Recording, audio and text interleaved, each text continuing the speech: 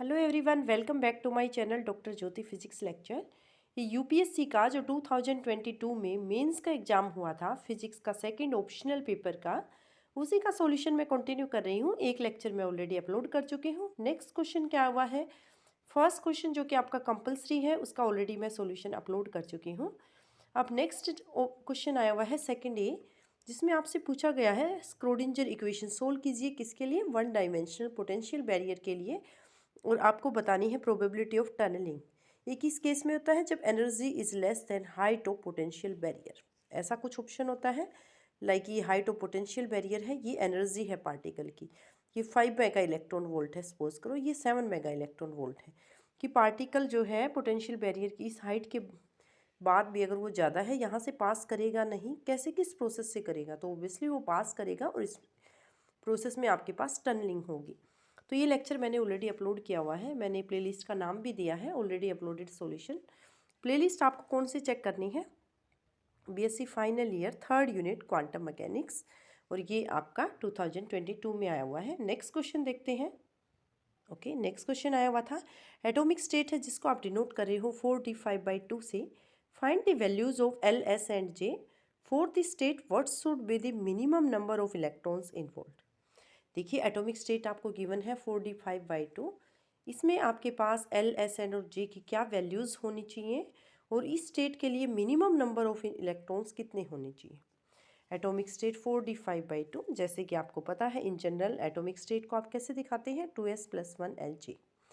दोनों को कंपेयर करें अगर आप फर्स्ट इक्वेशन और सेकंड इक्वेशन को, यहाँ से आप कैपिटल एल की, कैपिटल एस की और कैपिटल जे की वैल्यूज़ निकाल सकते हैं। वही क्वेश्चन में पूछा था find the values of L S and J. यहाँ से कंपेयर कीजिए। डी स्टेट के लिए एल की वैल्यू हमारे पास होती है 2। यहाँ से 2s+1 किसके इक्वल है? 4 के इक्वल, जिसको आप बोलते हो spin multiplicity, that is equal to 4। S क्या आ जाएगा यहाँ से? 4-1/2, दैट इज इक्वल टू 3/2, जिसको आप बोलते हो total spin angular momentum. L state के लिए डी की वैल्यू हो गई 2। अब आपको बताना है ऑर्बिटल एंगुलर मोमेंटम हो गया ये जो है L2 की है डी स्टेट के लिए। जे जे कहाँ से आ रहा है? यहाँ से। इन दोनों को कंपेयर करें, सबस्क्रिप्ट को 5/2, that is our total angular momentum. आपको क्या बताना है आगे? What should be the minimum number of electrons involved. As S आपके पास 3/2 है, फॉर्म्ड बाय आपके पास 3/2। देखें ये 2 इलेक्ट्रॉन की स्पिन को ऐड करने से तो पॉसिबिलिटी नहीं है ना। एस आपके पास क्या आता है? S1 minus S2 to S1 plus S2। अगर 2 इलेक्ट्रॉन के कॉन्फ़िगरेशन को कंपेयर करें, इसी तरह से 3 इलेक्ट्रॉन को कंपेयर करें तो मैक्सिमम क्या है? S1 plus S2 plus S3, यानी हाफ हाफ हाफ, तीनों ही इलेक्ट्रॉन्स की स्पिन क्या हो? अपवर्ड हो। तो मिनिमम आपके पास 3 इलेक्ट्रॉन्स तो होने चाहिए कि आपके पास जो है टोटल स्पिन क्या आ जाए? Total spin angular momentum 3/2। So minimum number of electrons involved must be 3। Next question है आपके पास थर्ड बी, जिसको मैंने दिया है वो क्या है? स्टिन-गरलाक एक्सपेरिमेंट आपसे पूछा गया था, एक्सप्लेन करना था, और कुछ क्वेश्चंस भी थे कि उसमें इजी यूज़ कर रहे हैं। ये सारे क्वेश्चंस के आंसर जो है मेरी प्लेलिस्ट आप चेक कर सकते हैं, BSc 4th sem honours atomic and nuclear physics, और उसमें आपको जो है third be complete well explain मिल जाएगा। स्टिन एंड गरलाक एक्सपेरिमेंट के लेक्चर मैंने I think 3 to 4 lectures upload किए हुए हैं, जिसमें आपके बेसिक्स काफ़ी अच्छे से हो जाएंगे। और ये आपके पास जो सेकंड ऑप्शनल पेपर आ रहा है ये एटॉमिक से आ रहा है, न्यूक्लियर फिजिक्स से आ रहा है या क्वांटम से आ रहा है? तो एटॉमिक जो है मैंने एमएससी लेवल की भी एटॉमिक फिजिक्स डाली हुई है, और बीएससी ऑनर्स का जो सिलेबस आता है वो आपका इस एग्ज़ाम में आया हुआ है, उसकी भी मैंने प्लेलिस्ट बनाई हुई है, यानी काफ़ी लेक्चर्स 45 के अराउंड अपलोड किए हुए हैं। तो अगर आप मेरे उन लेक्चर्स को भी अच्छे से देखते हो तो यहाँ से सेकेंड ऑप्शनल पेपर के काफ़ी क्वेश्चन कवर अप हो जाएंगे। नेक्स्ट क्वेश्चन देखते हैं। नेक्स्ट क्वेश्चन कुछ ऐसा ही है। What is effect of isotopic substitution और रोटेशनल स्पेक्ट्रा। जो है आइसोटोपिक सब्सटीट्यूशन का रोटेशनल स्पेक्ट्रा पे क्या इफेक्ट होगा, यानी उसके एनर्जी लेवल डायग्राम पर क्या चेंजेस आएंगे। तो फॉर एग्जांपल आपके पास कार्बन था CO, जिसमें कार्बन 12 था, और आप इसको रिप्लेस कर रहे हैं, ये 16O है। आप कार्बन के दूसरे आइसोटोप से 13C16O, यानी जो मॉलिक्यूल है उसमें आपने आइसोटोपिक सब्सटीट्यूशन कर दिया। तो जो रोटेशनल एनर्जी लेवल डायग्राम्स है, स्पेक्ट्रा से एनर्जी लेवल डायग्राम्स आ रहे हैं, उन पर क्या इफेक्ट आ जाएगा। तो अगली प्रॉब्लम भी है, उससे भी मैं एक्सप्लेन कर दूंगी। बाकी आप इसकी थ्योरी जो है आप देख सकते हैं MSc final year atomic and molecular physics lectures करके मैंने प्लेलिस्ट बनाई हुई है, उसमें ये वाला आप अच्छे से देख सकते हैं, समझ आ जाएगा आपको अच्छे से। नेक्स्ट है फोर्थ का सेकंड में देख रही हूँ, calculate the change in rotational constant B when hydrogen is replaced by deuterium in the hydrogen molecule. यानी जो मैंने आइसोटोपिक सब्स्टिट्यूशन बताया था वही क्वेश्चन है ये। H2 मॉलिक्यूल है तो यहाँ हाइड्रोजन का मास 1 है, अगर आप इसको ड्यूटेरियम से रिप्लेस कर देते हैं 2H2 से, तो यहाँ पर क्या इफेक्ट आ जाएगा। देखिए rotational constant B, simple hydrogen molecule के लिए जो रोटेशनल कांस्टेंट है, जो स्पेसिंग बिटवीन एनर्जी लेवल्स बता रहा है आपको, दैट इज बी।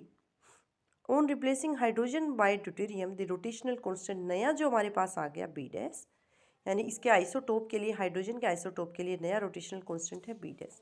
अब हमें पता होना चाहिए बी आपके पास होता है rotational constant H divided by 8 pi square IC।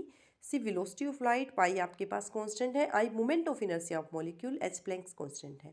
B dash में क्या डिफरेंस आएगा, H divided by 8 pi square I dash C, यानी मोमेंट ऑफ इनर्शिया चेंज हो जाएगा। मोमेंट ऑफ इनर्शिया क्या होता है, mu into r square. Mu is reduced mass of molecule, are है internuclear distance.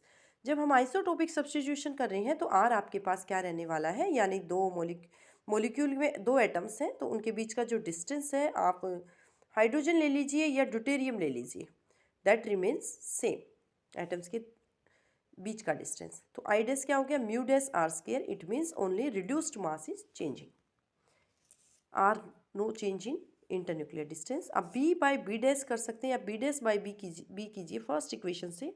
B dash by B करेंगे तो आपके पास आ जाएगा आई बाई आई डैश। आई होता है म्यू आर स्क्वायर, यानी mu by mu dash, that is our third equation. Mu क्या है आपके पास, m1 m2 by m1 plus m2। अब हम हाइड्रोजन का मास ले रहे हैं तो वो एटॉमिक मास यूनिट के टर्म्स में देखेंगे, that is 1, 1 into 1 divided by 1 plus 1, that is half AMU।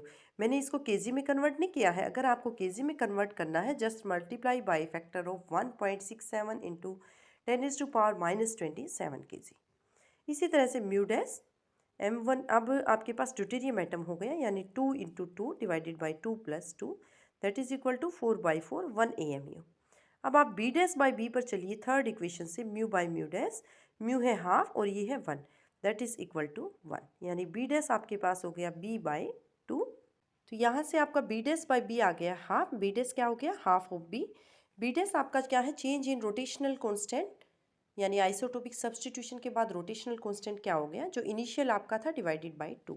Question में क्या पूछा गया था, आप ध्यान से अगर आपने क्वेश्चन पढ़ा है तो, चेंज इन रोटेशनल कांस्टेंट यानी B dash minus B, that is equal to B dash minus B, यानी नेगेटिव हो जाएगा। अब आपका रोटेशनल कांस्टेंट नेगेटिव तो होने से रहा, क्योंकि वो स्पेसिंग बिटवीन एनर्जी लेवल्स बता रहा है, तो बी माइनस बी डैश लेंगे, B minus half of B, that is equal to half of B. तो आप वर्ड्स में कैसे लिखेंगे, बड़ी सिंपल से लिखा है मैंने, here rotational constant decreases on replacing hydrogen atom by deuterium in hydrogen molecule as expected, यानी रोटेशनल कांस्टेंट डिक्रीज कर गया जब आपने हाइड्रोजन एटम को ड्यूटेरियम से रिप्लेस किया है in hydrogen molecule. Next question ऐसे ही था, comparing of rotational energy levels in case of spectra of rigid and non rigid rotator, यानी मॉलिक्यूल आपका एज ए रिजिड रोटेटर है, नॉन रिजिड रोटेटर ले रहे हो, तो उसमें जो एनर्जी लेवल्स हैं उनको कंपेयर करना है और क्या डिफरेंस आने वाला है। तो ये लेक्चर मैंने अपलोड नहीं किया हुआ है, लेकिन बहुत जल्द मैं इस लेक्चर को अपलोड कर दूंगी। इसी तरह से नेक्स्ट आपके पास था effect of anharmonicity on the vibrational levels of diatomic molecule, effect of anharmonicity on the vibrational spectra of diatomic molecules. तो इसमें भी आप प्लेलिस्ट चेक कर सकते हैं। Okay, thank you.